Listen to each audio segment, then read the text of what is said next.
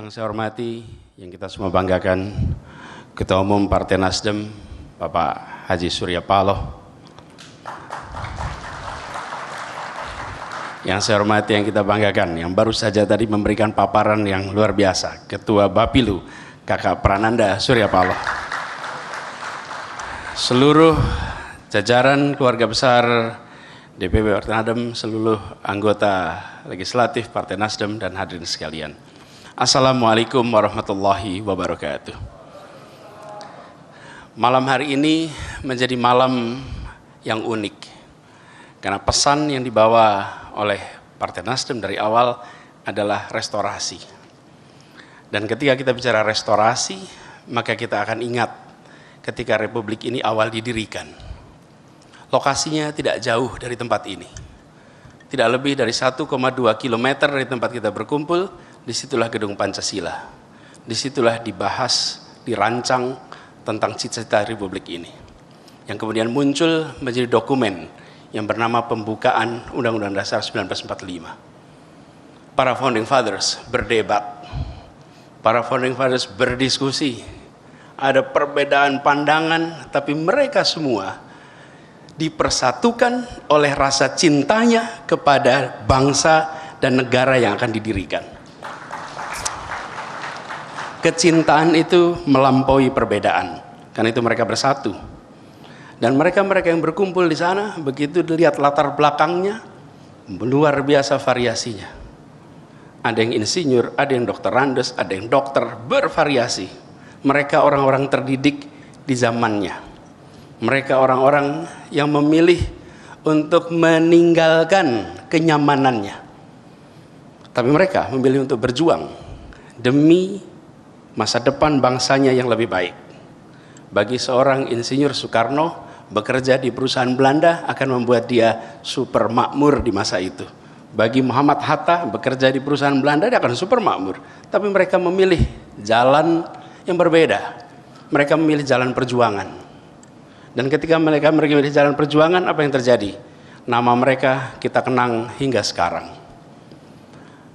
Ketika saya masih kecil, Mas Surya, saya membaca biografi. Nama-nama yang dibaca itu ada Soekarno, ada Hatta, ada Sahrir, ada Natsir, ada Saifuddin Zuhri, ada Wahid Hasim. Mereka bervariasi latar belakangnya. Tapi sesungguhnya kalau kita tanya, apa profesi mereka? Sesungguhnya mereka adalah politisi. Mereka adalah politisi. Tetapi kita karena pancaran idealisme, pancaran gagasan, pancaran perbuatannya, maka kita melihat mereka dengan rasa hormat. Mereka-mereka yang berkaya di berbagai bidang, mereka memilih untuk bekerja di wilayah politik. Mereka masuk di dalam wilayah pengambilan keputusan. Dan itulah sebabnya mengapa hari ini kita perlu memanggil orang-orang konsisten, orang-orang dengan kompetensi, orang-orang dengan integritas untuk masuk ke dalam wilayah politik. Bukan justru malah menjauhi wilayah politik. Saya pernah punya pengalaman di kampus. Tanya dengan mahasiswa yang sudah mau lulus, saya tanya, nanti kalau sudah selesai mau kemana? Terus saya jawab begini, saya mau bisnis Pak. Mau bisnis ya? Jadi saya tanya balik, apa tidak berminat masuk politik? Wah enggak Pak, ekspresinya cepat sekali, enggak Pak. Kenapa? Politik itu kotor Pak. Jadi saya jawab balik, kalau bisnis itu bersih ya? Bersih dan kotor bukan soal sektor, bersih dan kotor adalah soal cara bagaimana kita menjalankan apa yang dibebankan kepada kita. Di sektor manapun bisa bersih, di sektor manapun bisa kotor, itulah pilihan. Karena itu kita sekarang harus mengubah mindset.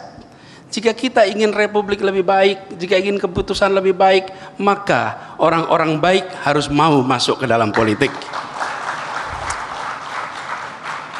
Bila orang baik masuk politik dipermasalahkan, dan orang bermasalah masuk politik tidak dipermasalahkan, maka bangsa ini sedang menghadapi masalah.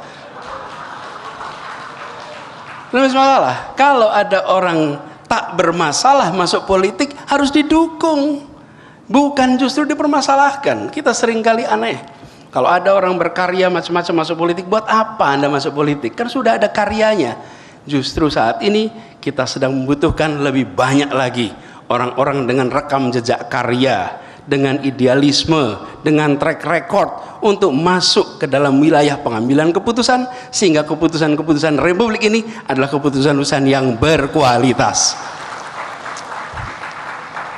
Jadi ketika kemudian kita menyaksikan Partai Nasdem bukan hanya malam ini mengundang, tadi Kakak Prananda sudah menceritakan bagaimana track record Partai Nasdem mengundang pribadi-pribadi untuk ikut berkontribusi dalam pengambilan keputusan, baik di level kabupaten, kota, provinsi, nasional bahkan. Bukan kali ini, bukan malam ini, tapi itu sudah dilakukan bertahun-tahun oleh Partai Nasdem.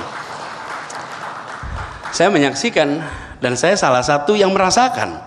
Jadi ketika saya mendapatkan undangan di bulan Juni kemarin untuk menjadi salah satu calon yang dipertimbangkan, saya sampaikan inilah sebuah kehormatan, dan Nasdem memberikan contoh kepada semua bahwa Nasdem memikirkan kader bangsa. Itulah yang dipikirkan kader, dan itulah yang kami sampaikan apresiasi. Nah, itu sebabnya ketika kita menyaksikan Partai Nasdem mengundang, sudah saatnya wis wayahe melu politik, wis wayahe ojo ngadohi politik, wis wayahe terlibat langsung. Kalau orang Jawa bilang begitu, wis wayahe, it's time.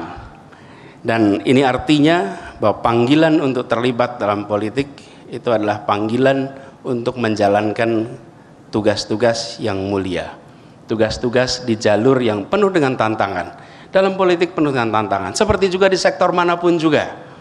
Tetapi justru saatnya kita mengembalikan marwah bahwa berada di dalam wilayah pengambilan keputusan adalah jalan yang bisa dijalani dengan terhormat.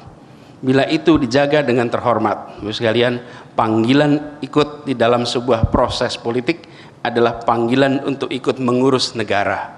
Dan bila itu dijalani dengan cara yang terhormat, maka kita akan mendapatkan kehormatan, dan pada saat itu tuntas dikerjakan, maka keluar dengan dihormati.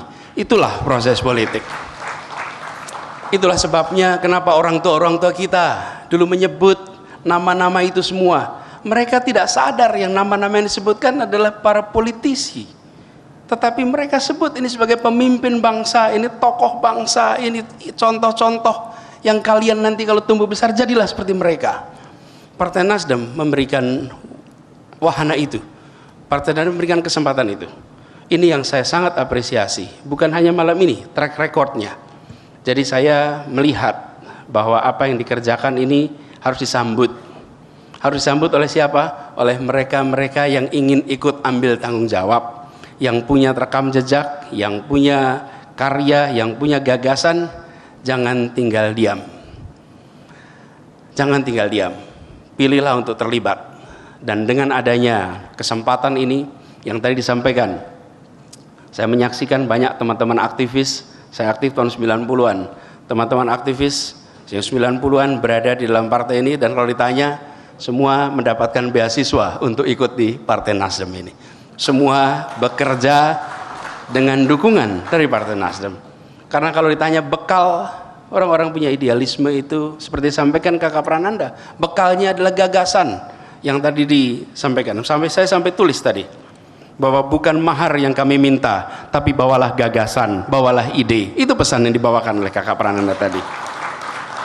Tanpa syarat, tanpa mahar. Kalau ini kesempatannya, why not take it?